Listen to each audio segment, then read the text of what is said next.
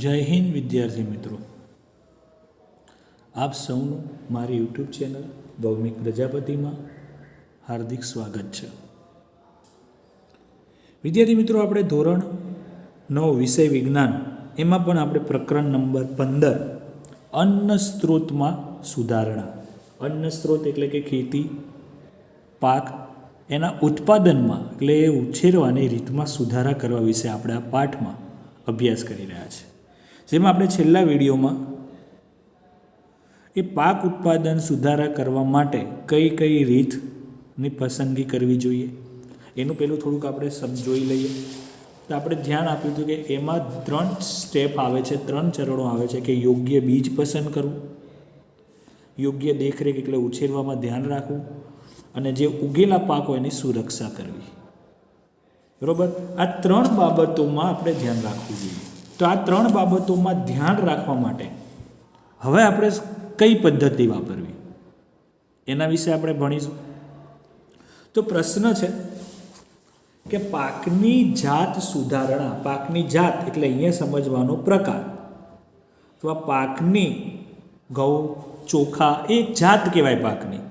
એ પાકમાં સુધારો લાવવામાં કેવી રીતે, શું ધ્યાન રાખવું પડે અને શા માટે આપણે એવું પાકની જાત સુધારવી જોઈએ. અત્યારે તમે જે ઘઉંના બીજ આવે છે એ બીજમાં તમે સુધારો કરો એના વિશેની વાત છે. તો કે પાકનું ઉત્પાદન સારું થાય, પાક ઉત્પાદન કેવો થાય, સારું થાય તે પ્રયત્ન પાકની જાતિની પસંદગી પર આધારિત છે. તમે એવો પાક, આ વાક્ય એવું કહેવા માગે છે કે તમે એવો પાક પસંદ કરો કે જેથી પાકનું ઉત્પાદન સારું થાય. તમારો પ્રયત્ન સફળ એ માટે થવો જોઈએ જેથી પાકનું ઉત્પાદન સારું. તો તમે પ્રયત્ન શેના માટે કરો છો? પાકના ઉત્પાદન માટે. ને એ માટે તમારે શું કરવું જોઈએ? પાકની જાતિની, પાકનો સારો એવો પ્રકાર પસંદ કરવો જોઈએ. ખ્યાલ આવી ગયો? પછી પાકની જાતિ કે જાતો એટલે પ્રકાર માટે આપણે કેવા લક્ષણ, હવે આપણે કેવા બીજની, અહીંયા જાત એટલે હું અહીંયા બીજો અર્થ કહું બીજ, તમારે હવે કેવા પ્રકારનો પાક ઉછેરવો જોઈએ. તો પહેલાં તો કે રોગ પ્રતિકારક ક્ષમતા. એ પાકને જે રોગ લાગે, રોગ એટલે કે આપણને જે રોગ લાગે એવો નહીં કે શરદી ઉધરસ મેલેરિયા કોરોના એવો નહીં, પાક પણ બગડી જાય કોઈ કારણસર, એ કારણો વિશે આપણે ભણીશું. તો એ ન બગડે એની સામે વ્યવસ્થિત લડી શકે, જલ્દી બગડે નહીં એવો ગુણધર્મો હોવો જોઈએ. ખાતર પ્રત્યે પ્રતિચાર. તમે જાણો છો કે ખાતર એ પોષક દ્રવ્યો આપે, તો એ ખાતરમાંથી એને પોષક દ્રવ્યો લેવાની શક્તિ હોવી જોઈએ. નિપજની ગુણવત્તા એટલે જે પાક ઉગ્યો છે એ પાકની અંદર પોષક દ્રવ્યો સારા હોવા જોઈએ. ઊંચું ઉત્પાદન. ઊંચું એટલે કે અહીંયા સમજવાનું વધારે પાક આપવાની. તમે 5 બીજ વાવો, ધારો કે તમે 100 બીજ વાવ્યા, ત્યારે પહેલાંના જમાનામાં જો તમે વ્યવસ્થિત ખેતી સારું બીજ ના મળ્યા હોય તો 100 બીજમાંથી 5 જ બીજ ઉગે. પણ ધારો કે તમે એવા બીજ પસંદ કરો જેથી 100માંથી 100 બીજ ઉગે, તો પાકનું ઉત્પાદન શું થયું? વધ્યું. ઊંચું ઉત્પાદન કહેવાય. એવા આધારે પ્રજનન એટલે કે 2 સારા પાકને ભેગા કરીને નવા લક્ષણ બનાવવા. આવા લક્ષણો હોય, આ બધા રોગોની સામે લડી શકવું જોઈએ, ખાતર સામે પ્રતિચાર હોવો જોઈએ, નિપજની ગુણવત્તા સારી હોવી જોઈએ, ઊંચું ઉત્પાદન આપી શકે એવા, જે વધારે પાક આપતા હોય એવા પાકોના અંદર મિક્સ કરવામાં આવે. પ્રજનનની ક્રિયા, બંનેના ગુણધર્મ ભેગા કરવામાં આવે, એને પ્રજનન કહેવાય. બરાબર, એક્ઝામ્પલ આપું તમને, સામાન્ય ઉદાહરણ. તો આપણે ચોખાની વાત કરીએ અહીંયા. તો ચોખા આપણે જાણો છો કે બાસમતી ચોખા આવે છે જે સુગંધીદાર હોય, એના દાણા હોય એ લાંબા લાંબા હોય છે. એની સામે આપણે ઉદાહરણ લઈએ કે આપણી ઘરે સાદા ખીચડીના ચોખા હોય જે સ્વાદે સારા હોય પણ સુગંધિત ના હોય. હવે હું એવું કંઈક કરું કે જેમાં ગુણધર્મ બાસમતીનો એટલે સુગંધ સારા આવે, દાણા સારા આવે અને સ્વાદે ખીચડીના હોય, એવું બંનેને ભેગું કરાવવું એને કહેવાય પ્રજનન. ટૂંકમાં સારા ગુણધર્મોવાળા ભેગા કરવા અને જેથી ઉત્પાદન વધે. એટલે તમારે બાસમતી ચોખા માટે જગ્યા અલગ વાપરવી પડે, એટલે ખીચડીના ચોખા ઉગાડવા માટે જગ્યા અલગ. પણ જો બંને ભેગું મળે તો જગ્યા વધે, તો ઉત્પાદન શું કહેવાય? વધારે. એવા લક્ષણો હોય એવી જાતો પસંદગી કરવી જોઈએ.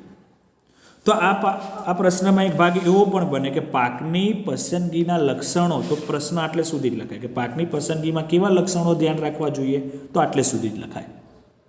હવે આ પ્રજનનમાં અંદર હવે સુધારાની વાત છે, એટલે સુધારો કેવી રીતે કરાય, તો પ્રશ્ન હવે સમજજો વિદ્યાર્થી મિત્રો કે પાકની જાતોમાં ઈચ્છિત લક્ષણો, આપણે હમણાં મેં ઈચ્છિત લક્ષણનું ઉદાહરણ આપ્યું ચોખામાં કે સુગંધીદાર હોવા જોઈએ, પોષક તત્વો સારા હોવા જોઈએ, સ્વાદે સારા ભાવવા જોઈએ, એવા લક્ષણોને સંકરણ એટલે પ્રજનન એક પ્રકારનું, પણ આમાં જુદા જુદાને ભેગું કરવામાં આવે દ્વારા ઉમેરી શકાય. એટલે ઈચ્છિત લક્ષણોવાળા પાકને ભેગા કરો એને સંકરણ કહેવાય. આ સંકરણમાંની વિધિ એટલે રીતમાં આનુવંશિક લક્ષણોવાળી, આનુવંશિક એટલે તમે 5મા ચેપ્ટરમાં ભણ્યા છે ડીએનએ, તો બાસમતી ચોખાનો ડીએનએ અલગ હોય,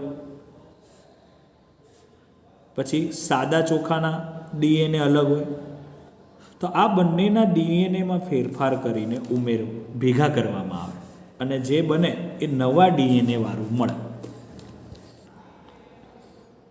ખ્યાલ આવી ગયો ને? સંકરણ 3 પ્રકાર છે: આંતરજાતીય, અંતજાતીય અને અંતઃપ્રજાતીય. આંતરજાતીય, અંતરજાતીય અને આંતરપ્રજાતીય. હવે પાક છે ને એના પ્રકાર હોય. તો આંતરજાતીય એટલે કે પ્રકાર, બે અલગ અલગ પ્રકાર. અમે અહીંયા પ્રકારનું ઉદાહરણ આપ્યું છે બાસમતી અને સાદા ચોખામાં. આંતરજાતીય બે પ્રજાતિ, આનો પ્રકાર હોય. બાસમતીમાં ઘણા પ્રકાર આવે, સાદા ચોખામાં ઘણા પ્રકાર આવે. જે તમે ઘરે મમ્મી પૂછશો તો ક્યારે આવશે, કૃષ્ણ કમોદ, સાદા, ઘણા બધા પ્રકાર છે. બાસમતીમાં ઘણા પ્રકાર છે, ટુકડા, લાંબા, બહુ બધા પ્રકાર. એ અંદરો અંદર જે કરવામાં આવે એની વાત છે. અને આંતર પ્રજાતીય, હવે તમે જે સુધારો કરો એની અંદરો અંદર જે મિક્સ કરવામાં આવે તેની વાત છે. ખ્યાલ આવી ગયો હશે કમ્પ્લેટ? તો ખાલી એમ પૂછાય પાકના સંકરણ, તો તમારે આટલું લખવાનું, બરોબર છે? અને ત્રીજો એક ટોપિક છે એટલે પાકના સુધારામાં બીજી રીત છે કે ઐચ્છિક લક્ષણોવાળા જનીન ઉમેરવાના. શું કહેવા માગે છે? ઐચ્છિક લક્ષણોવાળા. ધારો કે મારી જોડે ખાલી બાસમતી ચોખા છે, બરોબર? એ બાસમતીના ચોખાના ડીએનએ એટલે જનીનમાં જે સારું એ રાખું, ખરાબ હોય એ બહાર કાઢી નાખું, અથવા બહારથી લાવું. બે પાક ભેગા નહીં કરવાના. એને વાત કહેવાય, એને કહેવાય જનીનિક રૂપાંતરિત પાક. જનીનિક રૂપાંતરિત પાક એટલે આ વસ્તુ અલગ છે અને સંકરણ અલગ છે. સંકરણ એટલે બે વસ્તુ ભેગી કરવી, ને આમાં શું છે, સારું રાખવું, ખરાબ કાઢી નાખવું અને બીજું બહારથી ક્યાંક લાવીને ઉમેરવાનું, બે પાકમાં નહીં, બરોબર? એટલે પાક સુધારવાની બીજી રીત એ છે કે ઐચ્છિક લક્ષણોવાળા જનીન ઉમેરવા. આપણે જે ઈચ્છતા હોય એવા સારા ગુણધર્મો ઉમેરવાના, ડીએનએમાં એવો ફેરફાર કરવાનો, એને કહેવાય જનીન રૂપાંતરિત પાક. ખાલી જનીન રૂપાંતરિત પૂછાય તો આ લખવાનું થાય. ખ્યાલ આવી ગયો હશે બધાને? તો ફરીથી આપણે જોઈએ, પાકની જાત સુધારણામાં 3 ભાગ પડે છે કે પાકની પસંદગીના લક્ષણ, પાકનું સંકરણ અને બીજું હતું જનીન રૂપાંતરિત પાક. હવે પ્રશ્ન છે, હવે આપણે જે સુધારો કર્યો તો આપણને ખબર હોય કે આ સુધારો પરફેક્ટ થયો છે કે નહીં? તો નહીં. તો આપણે જે સુધારો કર્યો હોય, આગળના પ્રશ્નમાં પડ્યા કે ડીએનએમાં ફેરફાર કર્યો, તે સ્વીકારવા માટે પ્રશ્ન એવો છે કે નવી જાતો જે સુધારો કર્યા પછી એ સ્વીકારવા માટે આપણે કયા લક્ષણ ધ્યાનમાં લેવા જોઈએ? તો કે નવી જાતોને અપનાવતા કે સ્વીકારતા પહેલા આવશ્યકતા છે કે આપણે જે પાકમાં સુધારો કર્યો તે વિવિધ પરિસ્થિતિ કે વિભિન્ન ક્ષેત્રમાં ભિન્ન હોય અને સારું ઉત્પાદન આપી શકે. સમજો પ્રશ્ન, ખાસ વાક્ય સમજજો. ચોપડીનું લખાણ છે એટલે આપણે જાણીએ છીએ કે ભારત દેશમાં વાતાવરણની પરિસ્થિતિ અલગ છે, બરોબર ને? તો બસ આ જ આપણે એવી જાતિની પસંદ સુધારો કરવાનો કે સુધારા પછી એ પાકનો ફાયદો એવો થવો જોઈએ કે તમે જાણો છો કે ચા ધોળાવાળા અસમમાં થાય છે, આપણે ગુજરાતમાં નથી ઉગતી. આપણે જાણીએ છીએ કે અમુક ઘઉંના પ્રકાર પંજાબમાં થાય છે, આપણે અહીં નહીં થતા. પણ હું એવો સુધારો કરું કે વિભિન્ન પરિસ્થિતિ અને જુદા જુદા ક્ષેત્રમાં ઉગી શકે. એનો મતલબ કે ધારો કે ચા અસમમાં થાય છે, હવે હું એવી કંઈક સુધારો કરું ચાના પાકમાં કે જે સુધારાથી એ ચા આપણે ગુજરાતમાં ઉગવા મળે, તો ચાનું ઉત્પાદન શું થયું? વધી ગયું. ઘઉં પંજાબમાં વધારે થાય છે, હવે હું એવી કંઈક સુધારો કરું એનામાં કે એ પાકમાં એવો સુધારો થઈ ગયો કે હવે બધે ઉગી શકે, તો પંજાબની સાથે સાથે બીજા બધા રાજ્યોમાં પણ ઘઉંનું ઉત્પાદન વધવા મળે તો બી ફાયદો. ખ્યાલ આવી ગયો. બીજું, આપણે જે બીજ સુધાર્યો એની અંદર ગુણવત્તા, પોષક દ્રવ્યો હોવા જોઈએ. ઘણીવાર એવું થાય કે આપણે લક્ષણો સુધારવા ગયા હોય પણ જે મૂળ ગુણધર્મ છે કે પ્રોટીન કઠોળમાંથી મળે, વિટામિન શાકભાજીમાંથી, એ મળવું જોઈએ. કે સારી ગુણવત્તાવાળા બીજ પ્રાપ્ત થવા જોઈએ અથવા તે જ જાતિના હોવા જોઈએ. એનો મતલબ કે તમે જે ઈચ્છો છો એ જ ગુણધર્મ અંદર હોવા જોઈએ. સાથે સાથે તે યોગ્ય પરિસ્થિતિમાં અંકુરણ એટલે ઉગી શકવા જોઈએ. આવા ગુણધર્મો હોય તો જ નવી જાતોનો ઉપયોગ ખેતી કરવા વાપરવું પડે, નહીતર ના ચાલે. ખ્યાલ આવી ગયો? કમ્પ્લેટ. હવે આપણે જોઈએ એક પ્રશ્ન નેક્સ્ટ. તો હવે આપણે આ સુધારો કરવા માટે કેવી રીતે સુધારો થાય? એટલે પ્રશ્ન છે કે પાકની જાતો સુધારવા કયા પરિબળ જવાબદાર છે? પાકની જાતો સુધારવા કયા પરિબળ? આ પાકમાં સુધારો કેવી રીતે થાય? અથવા એવું પૂછાય કે પાકની જાતો સુધારવા શા માટે સુધારવી જોઈએ? તો કે પાકની જાતો સુધારવા નીચે પરિબળ જવાબદાર છે. એમાં પહેલું છે વધુ ઉત્પાદન. આપણે શા માટે પાકનું જાતો સુધારવાની જગ્યાએ પ્રશ્ન એવો પણ પૂછાય વધારવા, તો પણ આ જ જવાબ લખાય, પાકની જાતો વધારવા માટે. એટલે કે પાકનું ઉત્પાદન વધારવા માટે કયા પરિબળ જવાબદાર? તો આપણે શા માટે આપણે જાતો સુધારીએ છીએ?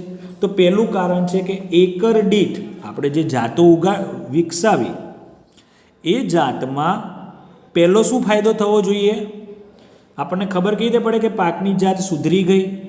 તો કે એકર દીઠ પાકની ઉત્પાદનમાં વધારો થવો જોઈએ. ધારો કે તમારી જોડે 1 એકર જમીન છે અને તમે એમાં ખેતી કરી તો 200 કિલો ઘઉં ઉગે છે. હવે મેં એવી જાત વિકસાવી કે એ જ એકરમાં હવે 300 કિલો ઘઉં ઉગે છે, તો ફાયદો થયો. બરોબર છે.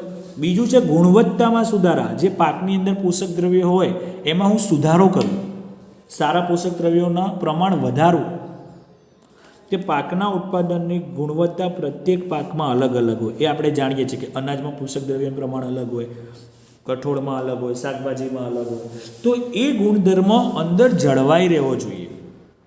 જેમ કે ઘઉંમાં બેકિંગની શુદ્ધ ગુણવત્તા, ઘઉંનો આપણે ઉપયોગ ક્યાં કરીએ છીએ? રોટલી, ભાખરી, એમાં તે વ્યવસ્થિત ચડવું જોઈએ, એટલે વ્યવસ્થિત એ શેકાવવું જોઈએ. એની ગુણવત્તા જળવાઈ રહેવી જોઈએ.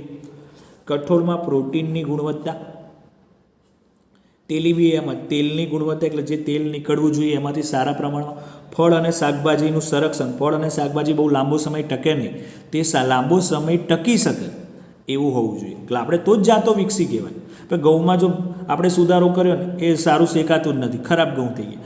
કઠોળમાં સુધારો કર્યો પણ પ્રોટીન મળતું જ નથી, તેલીબિયામાંથી તેલ નીકળતું જ નથી, ફળ શાકભાજી 1-2 દિવસમાં તરત બગડી જાય છે, તો ના ચાલે. એટલે આપણે આ સુધારો કરવા લાંબો સમય ચાલે, એમાં પ્રોટીન વધારે મળે, એમાં તેલ વધારે નીકળે, ફળ શાકભાજી વધારે લાંબો સમય ટકે, એ સુધારો કરવા માટે આપણે સુધારો કરીએ છીએ. શેમાં? પાકની જાતોમાં. બીજું છે જૈવિક અને અજૈવિક. અલગ પણ પૂછાય છે. જૈવિક એટલે સજીવ, અજૈવિક એટલે નિર્જીવ. તો જૈવિક એટલે સજીવો દ્વારા પ્રતિરોધકતા, એટલે એમની સામે લડવું.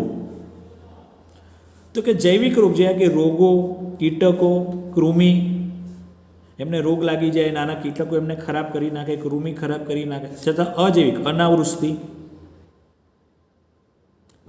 એટલે દુકાળ, ક્ષારતા, જમીન ખરાબ આવી જાય, વધુ પડતું પાણી પડી જાય, ગરમી, અચાનક વાતાવરણ બદલી જાય, ઠંડી વાતાવરણ બદલાઈ જાય, હિમપાત, અચાનક બરફ પડે, એવી પરિસ્થિતિને સામે આવું બધું અચાનક થઈ જાય તો પાક ઘટી જાય, પાકનું ઉત્પાદન શું થઈ જાય? ઓછું થાય. આ ઉત્પાદન ઓછું ન થાય એનો મતલબ કે આપણે એવી રીતે સુધારો કરવાનો કે જેથી એ પાક આ બધાની સામે લડી શકે. બરાબર, તો જ પાકનું ઉત્પાદન. નકર ખેતી કરી છે, કમોસમી વરસાદ પડે તો પાક ફેલ જાય તો ઉત્પાદન ઘટી જાય ઓટોમેટિક. પણ મેં એવો કંઈક સુધારો કર્યો કે અચાનક વરસાદ આવે તો પણ ઝડપથી પાક બગડતો નથી, તે પાક ટકી ગયો. તેવું ઘણા ખેડૂતોને થાય, તો પાકના ઉત્પાદનમાં શું થાય? વધારો. ખ્યાલ આવી ગયો? 3 હતું. ચોથું છે, આ સમજવા જેવું છે, આ પણ અલગથી પૂછાય છે. પાકના ફેરફારમાં પરિપક્વના સમયમાં ફેરફાર અથવા પરિવર્તન. પરિપક્વ થવું એટલે શું? છોડનું તમે બીજ વાવ્યું ત્યાંથી મોટું થવું ત્યાં સુધી. તો કે પાક ઉગાડવાથી લઈને કાપણી સુધી. કાપણીની જગ્યાએ ઘણી જગ્યાએ લરણી પણ લખ્યું હોય, એ તમે 8મામાં ભણીને પણ આવ્યા છો કે પાકને ઉગાડીએ એટલે બીજ વાવીએ ત્યાંથી આખો ઉગી જાય એટલે કાપવા સુધીનો સમયગાળો ઓછો હોવો જોઈએ, તો જ તમને ફાયદો થાય. ઘણા પાકને તમે ઉગાડો અને 6 મહિના સુધી જો વ્યવસ્થિત ના ઉગે, 6-8 મહિના લઈ લે, તો તમારે એ પાક સરખો ઉગે ત્યાં સુધી રોજ પાણી આપવું પડે, રોજ મોટર, રોજ બોર ચલાવવું પડે, રોજ ખાતર આપવું પડે. તો પૈસાનું આર્થિક દ્રષ્ટિએ, પૈસાની દ્રષ્ટિએ તમે ખર્ચાળ થતા જાઓ. પણ જો સમય ઓછો લે, ઘણા પાક 3 મહિનામાં વ્યવસ્થિત ઉગી જાય, 3-4 મહિનામાં, તો તમારે સામે પાણી, ખાતર ઓછું વપરાય, તો તમારા પૈસા બચે. જો સમય ઓછો હોય તો જ ખેડૂત વર્ષમાં 2 થી 3 વાર ખેતી કરી શકે, તો જ ઉત્પાદન વર્ષમાં વધે ને. પણ વર્ષમાં એક જ વાર ખેતી થાય તો ઉત્પાદન ન વધે. બરોબર. જો સમયગાળો ઓછો હશે તો ધન પણ ઓછું ખર્ચાશે. પાછી એક વસ્તુ એ પણ ધ્યાન રાખવાની કે ધારો કે આપણે 20-25 વીઘામાં ખેતરમાં ખેતી કરી છે, તો એ બધી જ જમીનમાં સમાન પરિપક્વન બધા પાક એક સાથે ઉગવા જોઈએ. તો એનાથી ફાયદો શું કે કાપણી તમને કાપવા માટે સરળ પડે. અડધા પાક આજે ઉગે, અડધા પાક મહિના પછી ઉગે, તો તમે એક સાથે પછી ખેતી કરવી હોય તો વ્યવસ્થિત બીજી ખેતી કરી ના શકો. બરાબર. અને જેથી કાપણી દરમિયાન પાકને નુકસાન પણ ઓછું થાય. તમે એક પાક સારો થઈ ગયો છે અને બીજો જલ્દી ઉગ્યો નથી, તો તમે જે સારાને કાપવા જાઓ એની સાથે સાથે જે એની ઉપર પગ મુકાઈ જાય, કોઈક મશીન એની ઉપર ચાલી જાય, તો જે ઉગ્યું નથી એ બગડી જાય, વ્યવસ્થિત ઉગે નહીં, એટલે એને નુકસાન થાય. એવું ન થાય એનું ધ્યાન રાખવું જોઈએ. ત્રીજું છે વ્યાપક અનુકૂળતા. વ્યાપક અનુકૂળતા એટલે કે આપણે એવો પાક, એવી જાતિ સુધારવાની કે જેનો વિવિધ પર્યાવરણ પરિસ્થિતિમાં, ગમે તે હોય, ઠંડી, ગરમી, વરસાદ, ગમે તેવી જમીન હોય, એ બધી જ જગ્યાએ ઉગી શકે, તો જ ઉત્પાદન વધે. આગળ હમણાં મેં ચાનું ઉદાહરણ આપ્યું હતું કે એક જ જાતિ, મેં કીધું અમુક ઘઉં, અમુક પ્રકારના ઘઉં અમુક જ એરિયામાં થતા હોય, અમુક પ્રકારના ચોખા અમુક જ વિસ્તારમાં થતા હોય, પણ જો એ વિવિધ વિસ્તારમાં ઉગે, વિવિધ વાતાવરણમાં ઉગે, તો એ ફાયદો થાય. સાથે સાથે હવે છેલ્લો ટોપિક છે કે ઐચ્છિક કૃષિ લાક્ષણિકતા. પછી આપણે જે સુધારો કર્યો ને એ સુધારો થવો જોઈએ. જેમ કે હું ઘાસચારામાં સુધારો કરું, ઘાસ એટલે ભેંસ ગાયને આપણે ખવડાવીએ તો જ આપણને દૂધ સારું મળે. તો એ ઘાસચારામાં આપણે એવો સુધારો કરવાનો કે જેથી લાંબા થાય, વધારે શાખાવાળા થાય, એથી ઘાસ વધારે મળે, ચારો કહીએ આપણે. જ્યારે અનાજના છોડ વામન એટલે કે નીચા થવા જોઈએ. જેટલા છોડ નીચા હશે તો પોષક તત્વોની જરૂરિયાત કેવી થશે? ઓછી. તો જમીનમાં પોષક તત્વોનું પ્રમાણ જળવાઈ રહે. પણ હું અનાજમાં એવું ધ્યાન રાખું કે ભૂલે ચૂકે મેં એવી જાત વિકસાવી દીધી કે ઘઉંના છોડ છે ને 5-5, 6-6 ફૂટ ઊંચા થવા માંડે, તો એ જમીનમાંથી પોષક તત્વો વધારે પડતા લઈ લે તો પણ નુકસાન, જમીન બગડી જાય. તો આપણે લિમિટ છે કે અનાજ સામાન્ય રીતે 2 થી 3 ફૂટના જ ખોરાક અનાજ ઉગવા જોઈએ, વધારે ઊંચા ન થવા જોઈએ. આ રીતે તમે વૈજ્ઞાનિક પદ્ધતિ વાપરશો, આમાં વૈજ્ઞાનિક પદ્ધતિ વાપરશો તો પાકનું ઉત્પાદન કેવું થશે? વધારે થશે. ખ્યાલ આવી ગયો બધાને? કમ્પ્લેટ. તો બસ વિદ્યાર્થી મિત્રો, આજના વિડીયોમાં આટલે સુધી. એમાં આજે છેલ્લો પ્રશ્ન ચાલ્યો, સમજજો. ન ખબર પડે તો મને કોમેન્ટ કે મેસેજ કરજો. ત્યાં સુધી દરેક વિદ્યાર્થી મિત્રોને જય હિન્દ, જય ભારત.